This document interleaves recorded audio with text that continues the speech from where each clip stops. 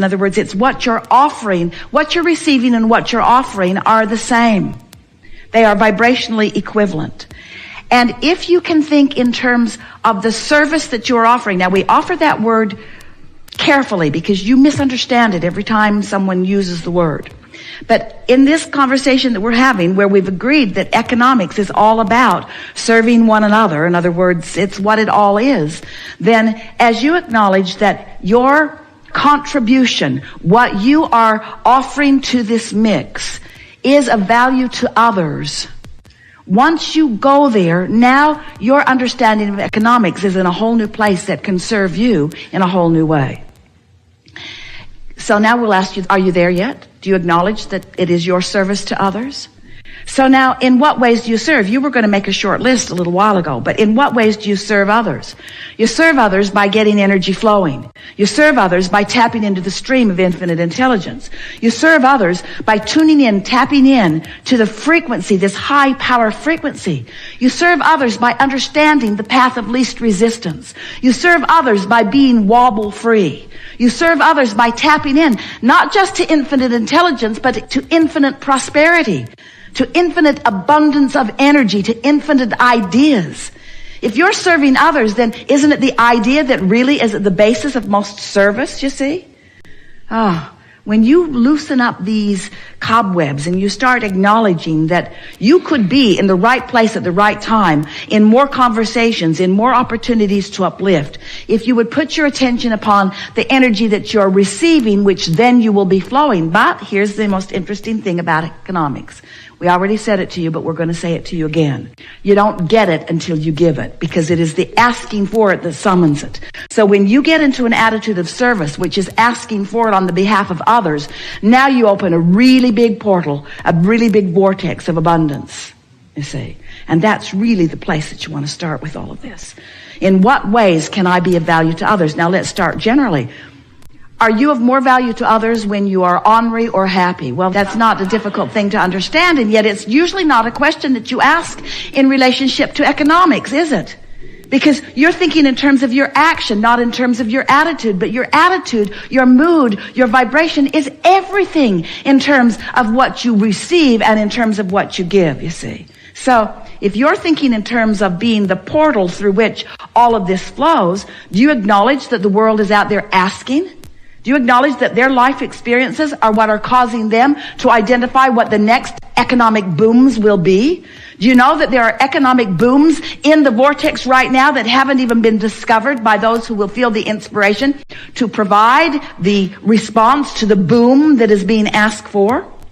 So, does it overwhelm you to think about being the creative genius that is inspired to that? We're not asking all of you to be the next Bill Gates, but why not? We're not asking you to be the next innovator of the next big invention, but why not? But what we are asking you to do is acknowledge that there is infinite energy flowing, and enough abundance will flow to serve you in the way that you are wanting to be served once you get into this flow of economics. It's all about energy, you see. As much money is coming to you, we're saying money, financial abundance is coming to you as you are asking for and allowing. But what's interesting, as in our earlier conversation, you're motivating yourself to the asking rather than inspiring yourself to the asking. So it's not a clear, open thing that's going on, because in the worrying about what you're going to do with it or where it's going to come from, you block the flow of it. So if you could just concentrate on the fact that the flow exists and on the fact that there is a path of least resistance that is available to you right here and now. If you could just acknowledge that you have the ability to get on this path and you have the ability to receive the flow, instead of worrying about where it's going to be, when it's going to be, who's going to bring it, where it's going to come from, how long it's going to last, how big it's going to be. When you ask those questions that make you wobble, then you don't do either one of those two things. You don't hook up to the energy and you don't flow it towards something that is meaningful to you. That was a big economic discussion, but how does it translate into something that you do something about? It doesn't translate into how you do something about it. It translates into how you feel about money. You got to feel like there's plenty of it out there and there's a lot of it earmarked for you. You got to feel that way because it is that way. And then you got to figure out how to figure out Got to figure out how you got to figure out. You got to feel your way to it. And it's on the path of least resistance. It's not on the path of hardship. It's not on the path of struggle. It's not on the path of determination or effort. It's not on the path of motivation. It's on the path of inspiration. You got to tune into the path, you see, to the path of inspiration. So we have some questions for you. We asked you some earlier. You were quiet about it. We want you to be more bold in your response now. Do you believe in infinite intelligence? Yes. And do you believe in infinite abundance? Yes. And do you believe that you've carved out a path of abundance for yourself? Yes. Do you understand that your vortex holds that path? Yes. Do you believe that the path will be inspired to you? Yes. Do you think you'll get there with worry? No. How are you going to get there? How are you going to find the trail? How are you going to find that path?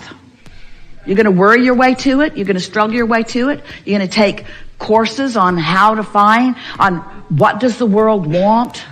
Yeah, this graduating class needs to be really good at this because someone has prophesied that there's going to be a lot of that wanted later. Do you want to do that? No. Do you want to do that? No. Well, you better want to do that because that's where all the money's going to be later. So you better figure out how to get good at doing something that you don't want to do because that's where the economy is going.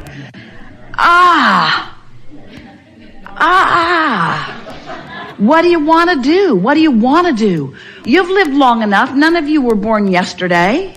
What do you want to do? What do you like to do? Do you believe that you can serve doing something that's fun to do? Do you believe that you can find satisfaction in what you do? Do you believe that you know what some of those things are? Do you believe that they're queued up and in your vortex already? Do you believe that there's a path already laid out for you that you're just reaching for the inspiration to? Yeah. So how do you find that path? This is the question of all questions. How do you find the path? Think about it.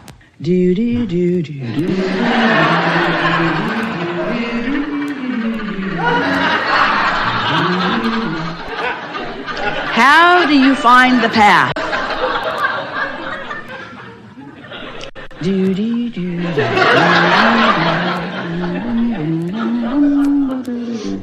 You don't find the path finds you. It's an inspired path. It's not a motivated path. The path will find you. But you got to stay in that general place. You got to be in that place. You've got to highlight within you what matters to you. I like freedom, and I like fun, and I like inspiration, and I like great ideas, and I like being of value. And I like sniffing out the trail, and I like following the trail, and I like where the trail leads. The path will find you. You've just got to do the wobble-free work, you see. The path will find you. There was somebody at the Cancun retreat that said that a brother-in-law that he didn't know existed gave him an enormous amount of money. It just appeared in the universe, something that he had not expected at all. Well, it's like that. It's just like that. Curious if there's like an advanced level. Yeah, you all have huge inheritances. You do. Huge inheritances. But you got to put yourself in the place of receiving the inheritance. Sometimes the inheritance comes in the form of money deposited right to your account. And you all think, yeah, that's the method I choose. But sometimes it comes in the form of an idea. Sometimes it comes in the form of a collective experience with others. And depending upon who you are and what you want, it will satisfy all of those things. You think that you would like a big pile of money to descend on you. And for a while it would be fun because you would do the things that you haven't been doing that you feel that you need the money in order to do. But it would not be a long-lasting, satisfying experience because it's not the clump of money that you're reaching for. It's the flow of money. It's not the destination that you're reaching for. It's the reason to go on the journey. And so when we said the path will find you, the path has already found you. It's just an eternally unfolding path. It will continue to surprise and delight you, you see. You just got to decide that you want to feel good and that you want to have fun, and what matters to you is this. Esther will say it. What matters to me, Esther says every day, what matters to me is clarity. Because that means alignment. And then she'll say, and fun. Because clarity is fun. Clarity is fun. That's what matters. Fun and clarity. That's all I need. Just fun and clarity. That's all I need. And friends. Just fun and clarity and friends. That's all I need. Fun and clarity and friends. Friends to have fun with and friends to experience clarity with.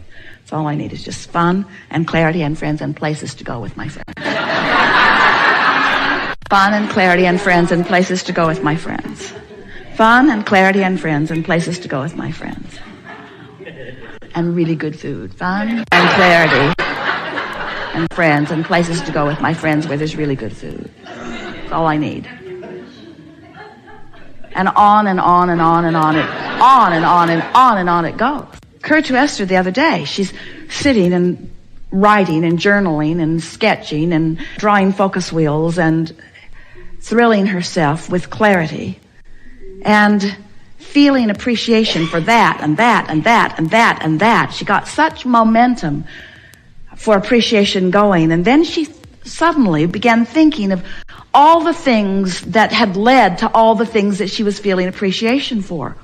And the list just went on and on. She was sort of feeling the background of all of it and realizing that all of that is now in her background was in the foreground for someone at some time. It was someone's leading edge. Now it's the background for her. Now it's the basis for her where she stands in her leading edge. But everyone has always been looking forward, it occurred to her. They've all been looking forward, and everything that has been before is all pointed toward where I am now. And suddenly she felt herself at the pinnacle, at the point, at the receiving end of this huge funnel of well-being. Everything that had ever happened before, it felt like it all had happened for the benefit of her standing right here, right now. All of it. Everything everyone had ever thought, everything that everyone had ever wanted, every road that had ever been built, every FedEx truck that would ever gotten on the road to bring her something that she just ordered from Amazon yesterday. In other words, everything in all of the universe felt as if it existed for this moment in time, for this leading edge beingness, for this culmination of who she is right here, right now. And you know what? She's right. But as she figured that out, now she's standing in a place of worthiness like she has never stood in before. All of this for me, all of these thoughts for me, all of this benefit for me, all of this transportation, all of this economics, all of this industry, all of this technology, all of this for me, all of this for the benefit of what I see here and here and here and here and here. When you stand in that place of appreciation of what is available to you because of all that has come before, but you focus forward, which is the only place that you can focus, you will discover that it is the new idea that is the richness of this promise of creation that you've come for. Not the accumulation of what others have accomplished, but the inspiration of the new idea, because it's the hatching of what's new that we all live for, you see. We are eternal beings, and it's that new hatching. It's that new hatching that gives you the goosebumps, always. The new hatching. So sometimes it feels to you like you are the receiver of that which is us, and we say those goosebumps are us. But it's your newfound receiving place of that vibration that makes you feel it the way you do. It's that breaking loose into the new place. Always a new place, always a new place, always a new place, always a new place. More to live, more to love, more to know, more to taste, more to feel, more to see, more to smell, more to hear, more to experience, more to live. That's the abundance that is yours. That's the inheritance that's there for you. And you stand at the point of it. You stand at the point of all of that, ready to receive it. And the question is, are you ready? Are you ready? Do you really love yourself? Have you practiced that? How mad have you been at others? That blocks what flows to you. How allowing are you of others? Because that opens what flows to you. How much do you love life? Because that's what opens to you.